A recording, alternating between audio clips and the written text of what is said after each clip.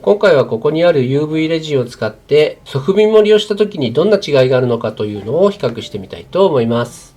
このヘッドは前回爆炭パテを使ってアイホールを盛ったんですけども、中身は UV レジンなんですね。花月荘さんが出ている側面補修用 UV レジンも同じレジンですし、UV 効果パテ、これウェーブさんのパテなんですけども、こういったものがあったり、星の雫とか、全然違うメーカーの UV レジン。これ、無直色なんで透明なんですけど、側面盛りができるかっていうのと、あと、どういった違いがあるのかっていうのを比較していこうと思うのが今回の動画の趣旨でございます。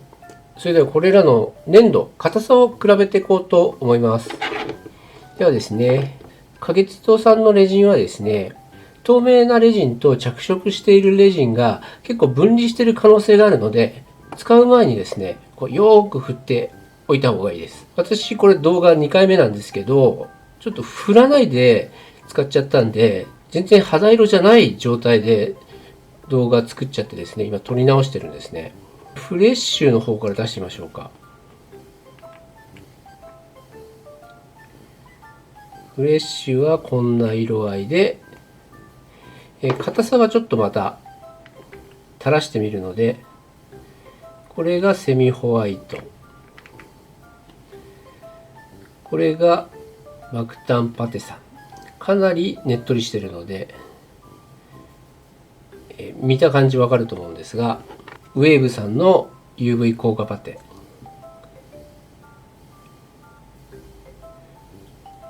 星の雫さん、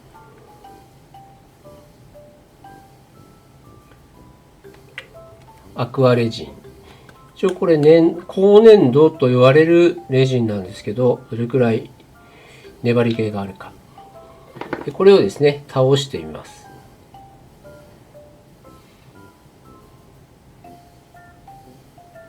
はい。こんな垂れ具合です。ちょっと見にくいんですけども、この2つが花月堂さん、フレッシュとセミホア。で爆炭パテさん、ウェーブのコカパテ、星の雫、アクアレジンなんですけど、花月堂さんのレジンはかなり柔らかい。これは低粘土って言われるものなんでしょうか。かなり柔らかかったですね。爆弾パテさんとコカパテはほとんど垂れてないですけども、こっちはすごい硬いですね。こんな全く垂れてない。で、星の雫さんと高粘土という商品名で買ったアクアレジンは同じぐらい垂れてるんで、これ高粘土なんですかね。中粘土ぐらいじゃないかなと思うんですけど、このぐらいの違いがあります。レジンを盛るときに花月堂さんはかなり垂れやすい。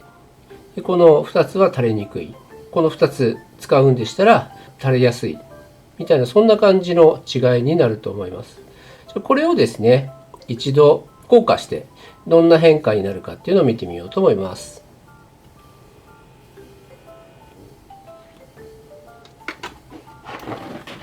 30秒 LED を照射した状態ですね。花月堂さんはほぼほぼ色の変化はないんじゃないかなと思います。以前使った時も色の変化とかなかったんで大丈夫だと思います。爆弾パテさんも黄変とか多分ないので、これも大丈夫ですね。ウェーブさんの効果パテはかなり黄変してると思います。ちょっと色味が黄色にも確実に見えますよね。このレジンだけですね、ベトベトします。ベトベトはネイルの除光液で拭けば結構ベトベト取れるんですけど、星の雫とアクアレジンは黄変してないので、色付けできればこれも使えるんじゃないかなと思ってるんですけど、こんな感じですね。で、30秒できっちり多分中まで乾いている。あ、これちょっとベタベタが出てますね。爆弾パテさんも裏がちゃんと固まってますし、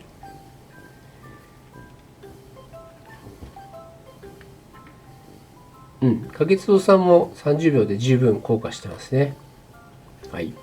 硬化させた時の違いはこんな感じです。では、実際のヘッドを使って持っていこうと思います。森の方に入る前にちょっと注意点なんですけども、盛るにあたってこのヘッドキャップに穴を開けて持っていくんですけども、その穴がですね、5つ開いてまして、それがハスコラというか、集合体恐怖症の方はちょっとゾクッとするような感じなんで、もしその方がいらっしゃったら、ちょっと動画止めるとかしてください。では、ヘッドキャップ出します。こんな感じですね。ちょっと気持ち悪いんですよね。すいません。盛る前にですね、こういうダミーのアイとか、ビー玉とか、なんか丸いものがあれば、それを用意して、これをですね、このサランラップでくるみます。で、何をするかというと、ソフビを盛るときにですね、こういう感じで裏から当てると、垂れないようにできるんで、これをやりながら、持っていこうと思います。まず、花月堂さんのフレッシュからいこうと思います。以前の動画ですと、こう、ちまちま塗ってたんですけど、これでしたら、結構バスッとですね、塗れるので、これがいいんじゃないかなと思います。硬化不良を起こして、中がですね、ミルフィーユみたいな状態になっちゃって、削りをしてると、硬化してない部分がニョロッと出てきちゃうんで、少し長めに UV レジンをするか、薄めで何回か重ねていくっていった方が良さそうな感じです。はい。で、また塗りですね。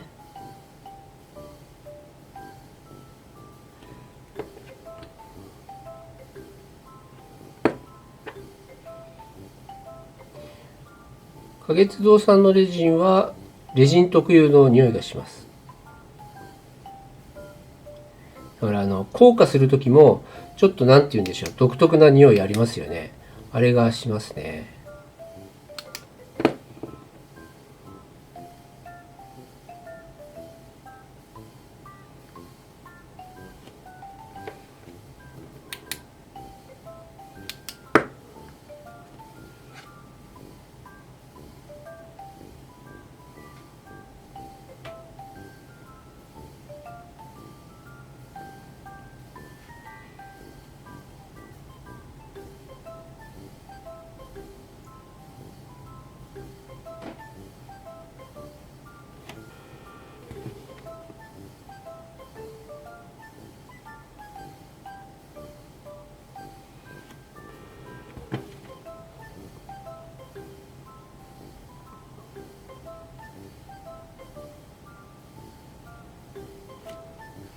トータル何回ぐらいでしょうか。10回ぐらい盛りましたでしょうか。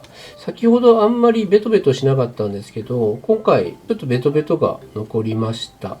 フレッシュの方はこんな感じですね。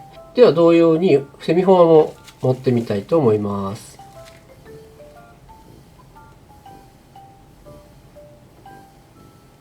はい、セミフォアも持ってみました。ちょっとですね、ベタベタがありました。こんな感じの出来合いです。フレッシュの方がやっぱり濃いですね。で、セミフォアは若干薄めで。また同じようにですね、ワクタンパテさんも持っていこうと思います。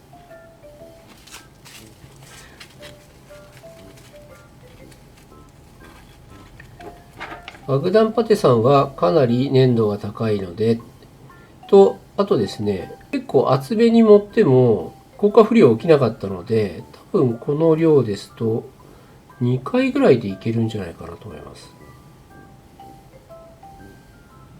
ちょっと多めでやってみますね。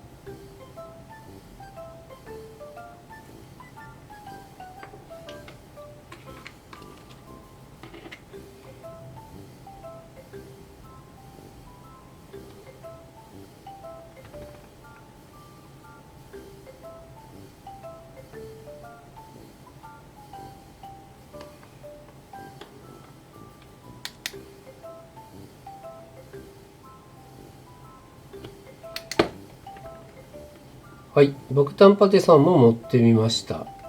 2回で盛れるっていうのはすごくいいですね、効率よくて。では続いて、ウェーブさんの UV 効果パテですね、やっていきます。これは本当にもうクリーム状になってるんで、これ1回でいけるかな。ちょっと欲張って1回でいけるかやってみますね。表面をきれいにしないといけないんで、1回ではちょっと無理っぽいですね。かなり透明感あるんで、レジンも UV も通りそうですし、どうでしょうか。だいたいこれで固まってるので、取れちゃった。UV レジンはこれがあるんで、ちょっと、あれなんですよね。トフビと UV って、こう別に溶かし合わさないんで、瞬間接着剤みたいにバツッと貼り付くわけじゃないんですよ。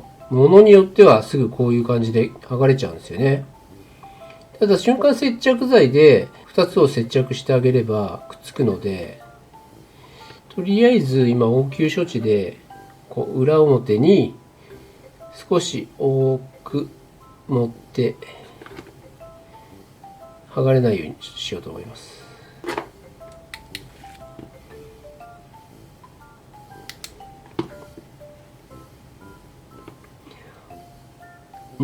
大丈夫そうですね。では星の雫もやっていこうと思います。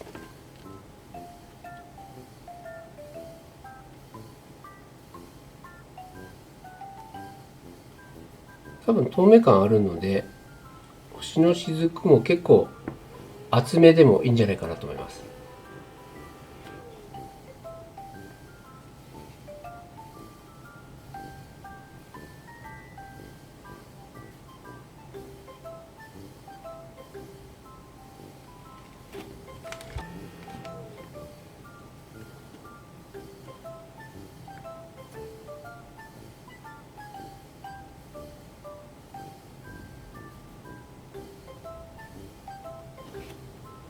はい、星の雫さんも盛れました。では最後にアクアレジンも持っていこうと思います。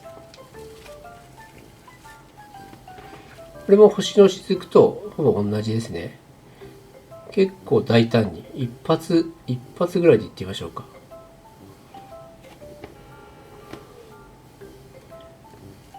気泡入っちゃったんですけど、そうですね、固まってそうですね。ちょっと気持ち悪いかもしれないですけども、これが花月堂さんのフレッシュ、花月堂さんのセミフォア、爆弾パテ、ウェーブの UV 効果パテ、星の雫、アクアレジン、こんな感じになってます。どれもレジンなんで、そんなになんかこうあからさまな違いは見受けられないんですけども、色は違いますよね。じゃあこれどんな感じの削り具合なのかっていうのをちょっとやってみます。まず花月堂さんはですね、こうバキバキバキっていう感じでレジンが削れます。これは切ってるというよりなんかこう砕いていく、そういう印象の切り方っていうんですか、切れ方っていうか、音聞こえますよね。こういう感じでバキバキ言ってるんで、こう削りやすさっていうのはちょっと低い感じがします。爆弾パテさんはこう音しないですよね。こういう感じでサクッと、こうなんて言うんでしょう、プラスチックよりこう柔らかいんですけど、なんて言えばいいんだろう、表現は難しいですよね。こう例えがサクッと切れる。でも硬いんですよ。硬いんですけどサクッと切れる感じ。こうギザギザ、影壺さんみたいにバリバリっていうのはないので、こうギザギザになりにくい感じです。ウェーブさんの効果パテは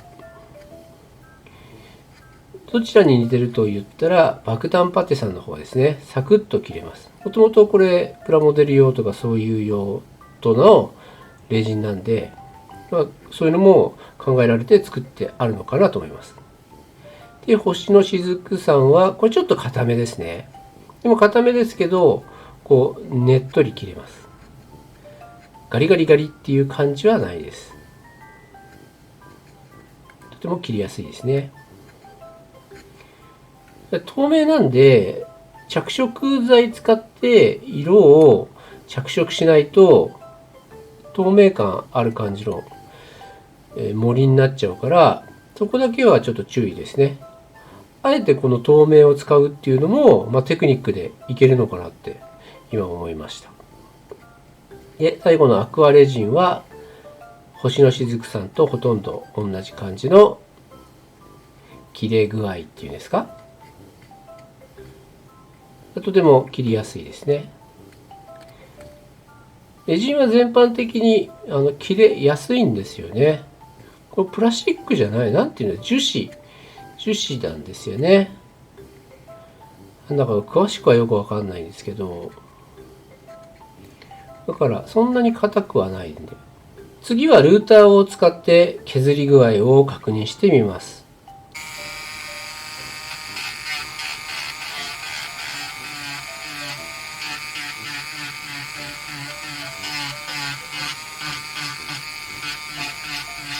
この削り具合は正直伝えるの難しいんですけど、一応この境目を処理するっていうところでちょっと評価してみましょうか。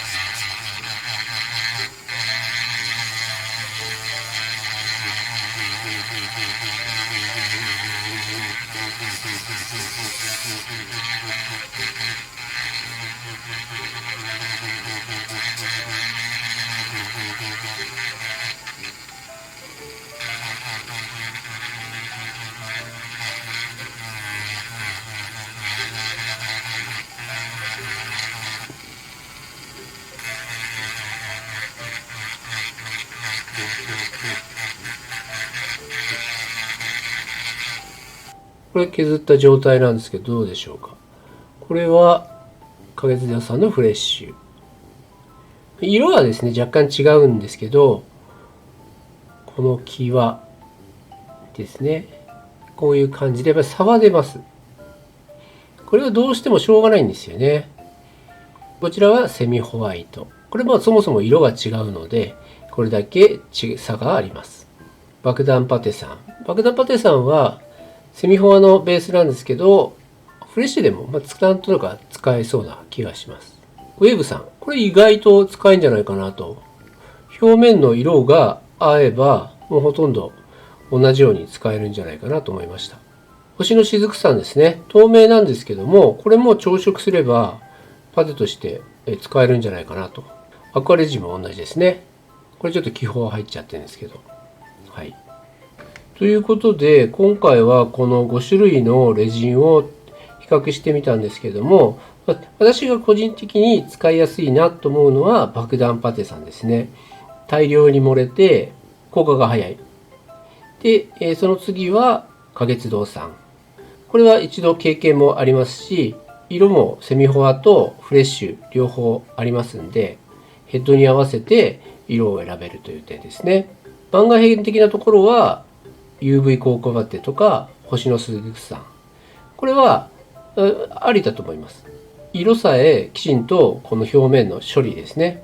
できればもう全然同じ UV レジンなんでありだと思うので、今度はですね、このレジンですね、もう少し色を寄せられるかっていうのを試す動画を作ってみようと思いますので、お楽しみにお待ちいただければと思います。この動画が参考になればとても嬉しいです。今回も動画をご視聴くださいまして誠にありがとうございました。また次の動画でお会いしましょう。では、またね。バイバーイ。